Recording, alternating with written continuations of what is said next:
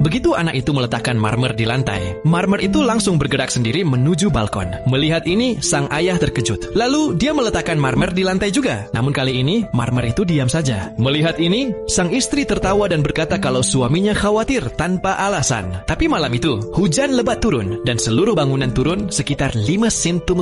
Keesokan paginya, tetangga melihat ada retakan di jendelanya. Seorang pria yang sedang pergi kerja juga melihat jalan yang mulus tiba-tiba retak. Dia langsung menelepon pemilik rumah untuk perbaikan. Tapi pemilik rumah tidak menanggapi. Beberapa jam kemudian, bangunan mulai bergoyang. Awalnya, pria itu mengira itu gempa bumi, tapi dalam sekejap, seluruh bangunan tenggelam ke dalam tanah. Namun, sebelum lanjut, jangan lupa follow ya guys. Mimin doakan, semoga orang yang sudah follow sehat selalu dan dilancarkan rezekinya. Ketika sang istri pulang dari pasar dan melihat rumahnya sudah hilang, dia terkejut. Setelah sadar, ketika sang suami membuka pintu kamar anaknya, dia menyadari anaknya hilang. Hal ini membuatnya ketakutan. Saat itu, sebuah mobil berguling ke arahnya dan rekannya terjebak di dalam mobil. Pria itu segera berusaha menariknya keluar. Lalu dia mendengar suara tangisan seorang wanita. Dia mengira itu istrinya, jadi dia berlari menuju suara tersebut. Namun, saat dia menggeser lemari, dia menemukan bahwa tetangga wanitanya juga ikut jatuh ke tempat itu. Mereka bertiga kemudian mulai mencari orang lain. Tapi, ketika mereka melihat ke atas, mereka terkejut karena mereka terperangkap ribuan meter di bawah tanah. Melihat tidak ada jalan lain, mereka mulai berteriak minta tolong sekeras mungkin. Tapi, karena mereka terlalu dalam, tidak ada yang bisa mendengar mereka di atas. Orang-orang di atas mulai khawatir.